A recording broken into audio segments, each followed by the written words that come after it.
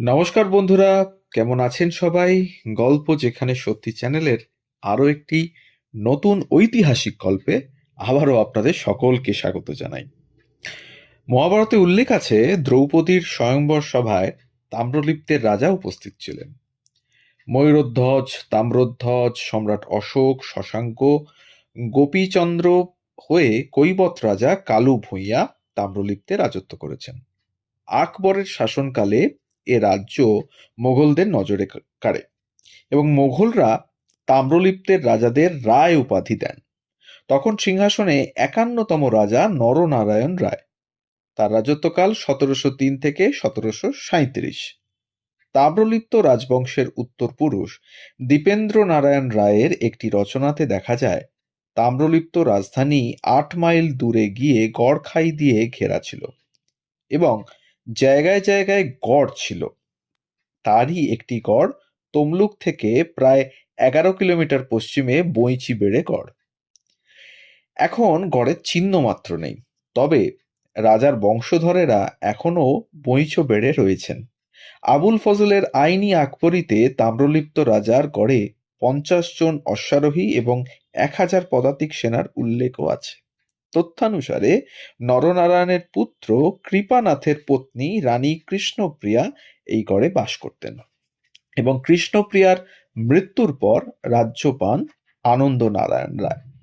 কৃষ্ণপ্রিয়ার গড়ে প্রাচীনকাল থেকে অনুষ্ঠিত হয়ে আসছে ব্যাঘ্র বাহিনী চতুর্ভুজা অম্বিকার নিত্য এবং বার্ষিক পুজো। আগের প্রথা অনুযায়ী তাম্রলিপ্তে বর্গভীমার থানের আশেপাশে অন্য শাক্ত পূজা নিষিদ্ধ ছিল। বইচবেড়ে গড়ের রাজারা অম্বিকাকে দুর্গা রূপে পূজা করতেন এবং পুজোয় তাম্রলিপ্ত থেকে রাজপরিবারের সদস্যরা এখানে আসতেন। রীতি অনুসারে রাজকুমারীরা দেবী বরণ করতেন এবং অম্বিকার গড়ে অম্বিকা পুজোর জৌলস আর তেমন নেই।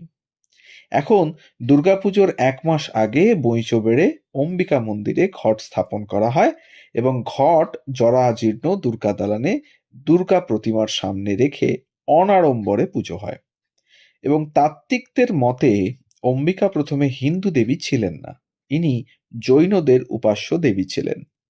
২২তম তীর্থঙ্কর নেমিনাথের শাসন দেবী অম্বিকা, যিনি সিংহবাহিনী এবং চতুর্ভুজা, যার বাম কোলে এক শিশু, ডান হাতে আম্রপল্লব, মাথায় ফলসহ আম্র শাখা।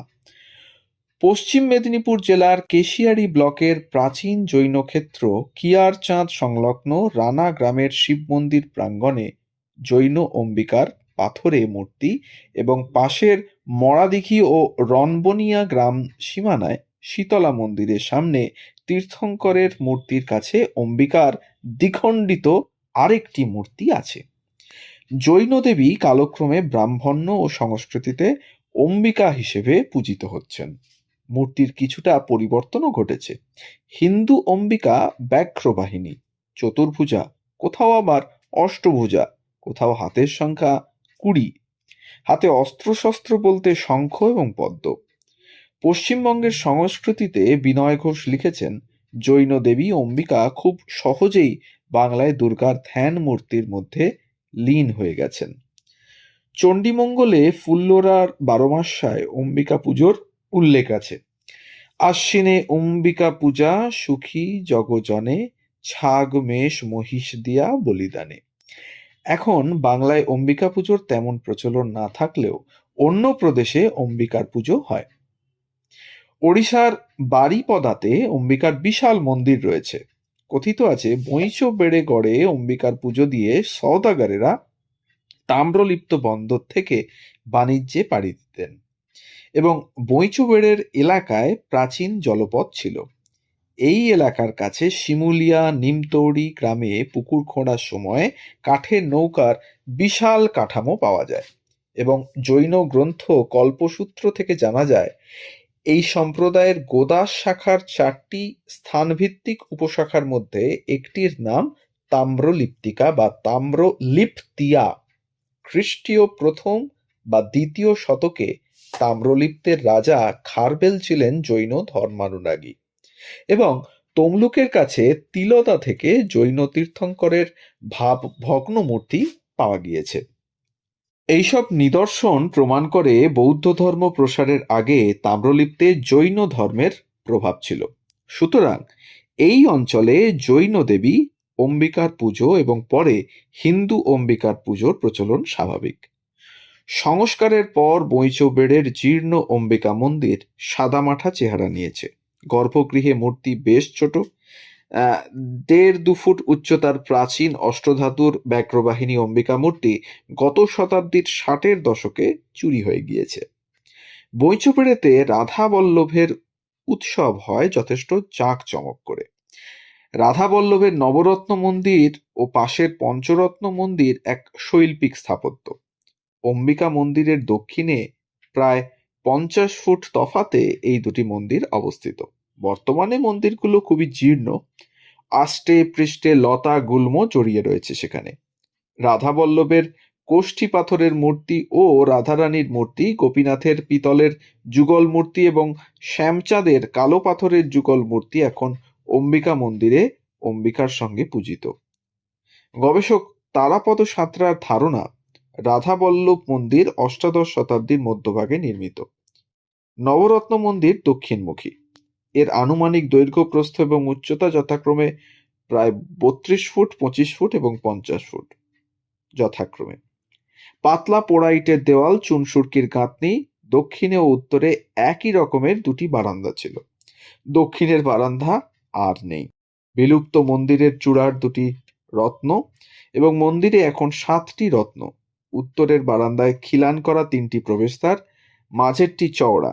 খিলানে অর্ধচন্দ্রাকার ঝালর, পলেস্তরায় কলকা এবং পঙ্খের কারুকার্য। স্তম্ভগুলোতেও নকশা, দেওয়ালে কুলুঙ্গি। চওড়া দরজা পেরিয়ে গর্ভগৃহ, তার মাথায় ডোম। গর্ভগৃহের পূর্ব দিকে একটি কক্ষ, খিলান করা প্রবেশদ্বারে কাঠের পাল্লা, কক্ষে পশ্চিমমুখী প্রতিমা বেদী। উত্তরের বারান্দায় পশ্চিম প্রান্ত থেকে দেওয়ালের সিঁড়ি বরাবর দোতলার ছাদে যাওয়ার ইটের সিঁড়ি। মূল মন্দিরের পূর্ব দিকে ৪ ফুট ছেড়ে উত্তরমুখী পঞ্চরত্ন মন্দির। এটির আনুমানিক দৈর্ঘ্য, প্রস্থ এবং উচ্চতা যথাক্রমে ২৫ ফুট, ২৫ ফুট ও ৩০ ফুট যথাক্রমে। গর্ভগৃহে উত্তরমুখী বেদিমঞ্চ। বইচৌবেড়ে হাই স্কুলের প্রধান শিক্ষক গোরাচাঁদ মাইতির মতে পঞ্চরত্ন মন্দিরের স্তম্ভের গায়ে টেরাকোটার ২টি আকর্ষণীয় ফলক লক্ষ্য করা যায়। তার একটি ফলকে এক সুঠামদেহী পুরুষ দাঁড়িয়ে এবং তার সামনে একটি বাঘ সামনের দুপা তুলে সোজা দাঁড়িয়ে। বাঘের দৈর্ঘ্য পুরুষের কোমর পর্যন্ত।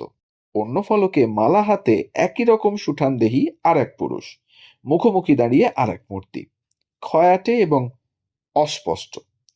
পুরুষ মূর্তি হয়তো বাঘের দেবতা দক্ষিণ রায়, কারণ তাম্রলিপ্ত বন্দর এলাকা একসময় সুন্দরবনের মতো গভীর জঙ্গলে ঢাকা ছিল। কার্তিক মাসের উত্থান একাদশীতে রাধা বল্লভের রাসলীলা ও রথযাত্রা উপলক্ষে বইচৌবেড়ে জমজমাট হয় এবং ৪২ ঘট স্থাপনে যজ্ঞ হয়। সন্ধ্যায় পদ্মপুকুরে কমলে কামিনীর আয়োজন। ৩ যুগল মূর্তিকে নৌকায় পুকুরের চারিদিকে ৭ বার ঘুরিয়ে চলে নৌকা বিলাস। তারপর দেব মূর্তি রথে বসিয়ে রাতে ভক্তরা পুদমপুর গ্রামে মাসির বাড়ি নিয়ে যান। মাসির বাড়িতে অনুষ্ঠিত হয় রাধা বল্লভের রাসলীলা। রাধা বল্লভের রাত্রিকালীন রথযাত্রার শুধু বাংলায় নয়, সারা ভারতেই বিরল। রাধা বল্লভের ৩৪৫ একর এস্টেটের আয় থেকে আগে উৎসবের খরচ চলত। এখন আয় কমায় গ্রামের স্বাধিকার রক্ষা কমিটি উৎসবের আয়োজন করে। আঞ্চলিক ইতিহাসবিদ ও গবেষকদের মতে তাম্রলিপ্ত নগরী একসময় বৌদ্ধ ধর্মের প্রধান পৃষ্ঠপোষক ছিল। খ্রিস্টপূর্ব ৩৪০ সালে বৌদ্ধ ধর্মের প্রচারে গৌতম বুদ্ধের ৮ জন শিষ্য তাম্রলিপ্ত নগরীতে আসেন এবং আঞ্চলিক ইতিহাসবিদেরা জানান সে সময় তাম্রলিপ্ত নগরের সীমা অনেক বিস্তৃত ছিল। তাম্রলিপ্ত নগরীতে বৌদ্ধ ধর্মের প্রচার উদ্দেশ্যে অনেকগুলি বৌদ্ধ বিহারও স্থাপিত হয়। সে সময় তাম্রলিপ্ত নগরী ছিল অত্যন্ত সমৃদ্ধশালী একটি রাজ্য। আঞ্চলিক ইতিহাসবিদদের মতে তাম্রলিপ্ত নগরীর রাজা বৌদ্ধ ধর্মের প্রচারে নিজের রাজ্যে অনেকগুলি বৌদ্ধ বিহার স্থাপিত করেন এবং আঞ্চলিক গবেষকরা এও জানান তাম্রলিপ্ত রাজপরিবারের ইতিহাস অনেক পুরনো এবং গৌরবময়। তাম্রলিপ্ত নগর বা তাম্রলিপ্ত রাজপরিবারের সঙ্গে জড়িয়ে রয়েছে বৌদ্ধ ধর্মের অনেক গভীর ইতিহাস। খ্রিস্টপূর্ব ৪র্থ শতাব্দীতে বৌদ্ধ ধর্মের প্রচারে তাম্রলিপ্তের রাজা বৌদ্ধ বিহার তৈরি করেন। এর পাশাপাশি লক্ষ্য করা যায় মধ্যযুগেও বৌদ্ধ ধর্মের প্রচারের জন্য সম্রাট অশোকের পুত্র ও কন্যা তাম্রলিপ্ত রাজপরিবারের আতিথেয়তা গ্রহণ করেন এবং বৌদ্ধ ধর্মের প্রচারে তাম্রলিপ্ত নগর থেকেই সিংহল যাত্রাও করেন। কালের নিয়মে বৌদ্ধ বিহারগুলি সব ধ্বংস হয়ে গিয়েছে। তো এই ছিল আজকের গল্প, তাম্রলিপ্তের গল্প, দেবী অম্বিকার গল্প এবং রাধা বল্লভের গল্প।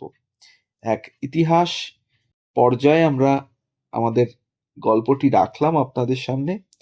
আবারও মনে করিয়ে দিই, যদি আমাদের চ্যানেলে নতুন হন তাহলে সাবস্ক্রাইব করে একটু পাশে থাকবেন।